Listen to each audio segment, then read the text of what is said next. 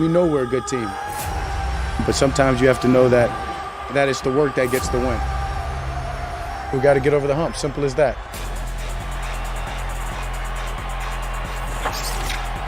Happy Thanksgiving. Welcome back to First Take. We're coming to you live from above the Heineken River Deck at Pier 17.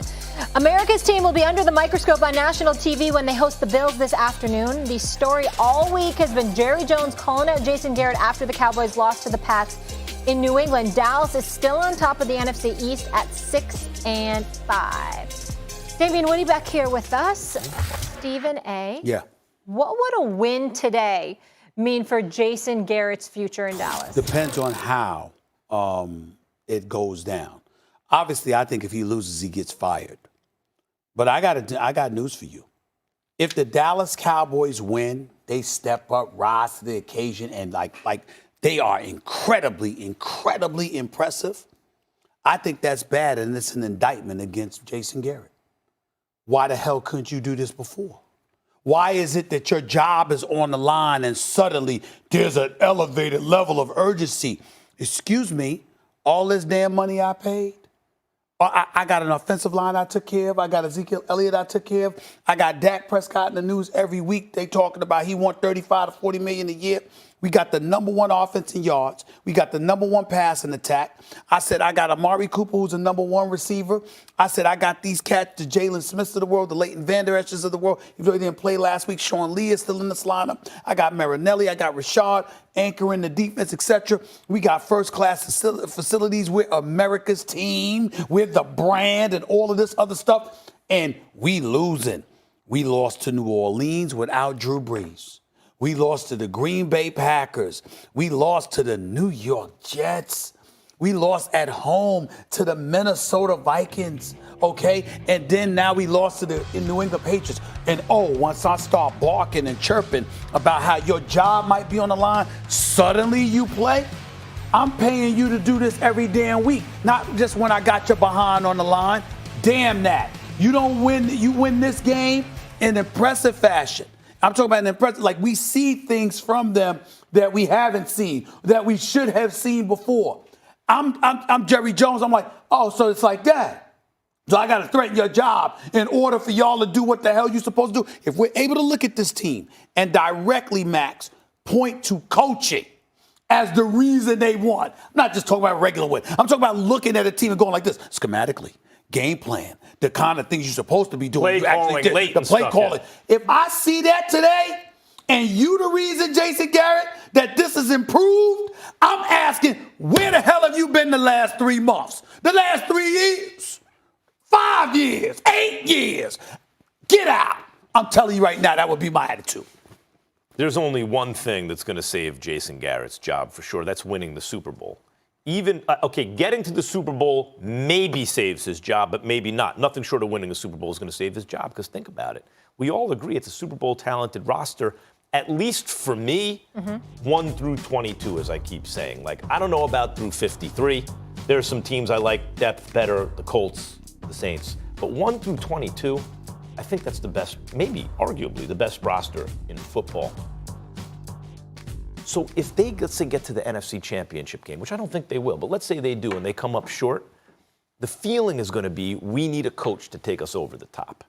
Even if you make it to the Super Bowl and come up short, boy, it better be because a guy missed a field goal, but there were no problems, in terms of the play calling late, clock management, nothing like that. And they better be in the game.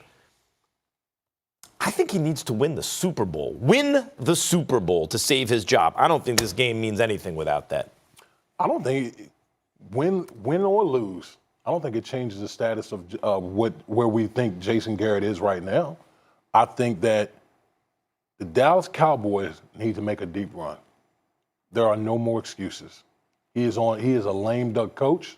He doesn't have a contract after this year, and that right there in and of itself, Jerry Jones is telling you, it's Super Bowl or bust for you. Yeah. Period. You win against the Buffalo Bills? Great. Good. That's what you're supposed to do. Okay? We have a roster that we should do that. You lose, more pressures applied to you moving forward. winning the NFC East, what is that? Yeah, the It NFC does- East is terrible this year It's gone. Like Someone's got to. You sputtering. Someone's got to win. With this, wait a minute. With Giants, this, Redskins, with this Philly, roster, we're all bad. you literally sputtering to the finish line in the sorry NFC East. Do you know how pathetic that is? Listen, I'm just saying this, man. We can point the finger at Jerry Jones all we want to, and I'm not saying he doesn't deserve it. Please don't get me wrong under normal circumstances, but at some point in time, it's about the day-to-day responsibilities. You're in the throes of this season. We all knew Jason Garrett was the head coach of the Dallas Cowboys this season when you picked him to go to the Super Bowl. We knew that Jerry Jones, we knew his history. We knew how much Jerry Jones loved him, how Jerry Jones should have got rid of him before. We had questions about him in terms of his ability to galvanize the team. All of these questions we had about Dallas coming in. Most people still picked them to win the NFC East. Most people still picked them to be a Super Bowl contender. And people like yourself and others picked them to go to the Super Bowl knowing Jason Garrett was their coach and knowing what mistakes he had made in the past. So all I'm saying is, by virtue of that reality, this is on him. And Thanksgiving Day, the week when Jerry Jones is louder than he's ever been, calling out his coach, if you show up and we're able to directly point to your coaching, I have a question then I'm about wondering what the hell you've been doing. It's even worse than that. I think about coaches. Remember I said, even if they make a run, they come up short. The feeling's going to be we need someone to take us over the top. I think about coaches in different sports where that's been the case. Buck Showalter with the Yankees in the mid-'90s. He got them to the playoffs. They showed that they were good, but they brought in Joe Torre to take them over the top. Mark Jackson with the Warriors. He developed the guys. They made the playoffs, but they brought in Steve Kerr to take them over the top. Well, I don't know about that. I think that's a good one. I'm just saying. The thing with Showalter and with Mark Jackson is their coaching was a big reason that the guys developed in the first place. They coached them up and developed them. Yep. You look at the Cowboys roster, Jason Garrett's not getting credit for that. The Cowboys draft really well. That's on Jerry and Stephen Jones. So, like, Jerry's got to be sitting there being like, wait a minute. Jason Garrett's not the dude doing the drafting. Yeah. We are. We're hitting on our first-round picks. We're hitting on our later picks. And he can't do anything with them. Can I ask a question, though, because this is where I'm very confused. Why now? We've been saying this for years. Stephen A., you said since 2013 they should have got. Why, after they go into New England, a team where everyone loses, is Jerry finally putting his foot down? That's what I'm confused with the timing. Because I think that what happened is that Jerry Jones is looking at the money that he has spent combined with looking at this roster, and he's more confident in what he has assembled this year more so than he may have ever been. And on top of it all, you had Ezekiel Elliott hold out for money, and then he got it before the season began. Then you've got folks talking about Dak, and to a lesser degree talking about Amari. So he's like, wait a minute, clearly people out there recognizes the talent that you have, so much so that they're in my face talking about how I'm supposed to pay you. And here we have, from top to bottom, especially coming off of last year, what the potential for us is, and out of nowhere, we're dipping while San Francisco is elevating. Green Bay is back relevant. The Minnesota Vikings can't be counted out. And we can't dismiss New Orleans. And that's one, because the question is like, why now? Why now? I think that's part of it. You're seeing the cream start to rise. You beat the Giants, so what? Washington, so what? Miami, so what? Then you lose to the Saints. Then you lose to the Packers. You lose to the Jets. That should have never happened, right? You beat the Eagles. The truth is, so what this year? You beat the Giants, so what? You lose to the Vikings. You beat the Lions without their starting quarterback. You lose to the Pats. Now you're playing the Bills. In other words, oh, wait, we're starting to play good teams. We beat the bad teams. We're supposed to do that. We're not doing what we're supposed to do, which is beat the good teams. We're losing to the good teams, and we're losing close games. Yep. They're not getting beat up. Did you just say the Lions were a good team? No. Okay. Without their starting quarterback. I'm gonna say this. Football is a fickle sport, and I'm not the type of person that's going to write anybody off, because I remember, I know you two guys will remember, I remember back in 2011, I think it was the 7-7 Giants played against the Jets, and that Victor Cruz long touchdown pass against the Jets sparked them. And this happened week 16.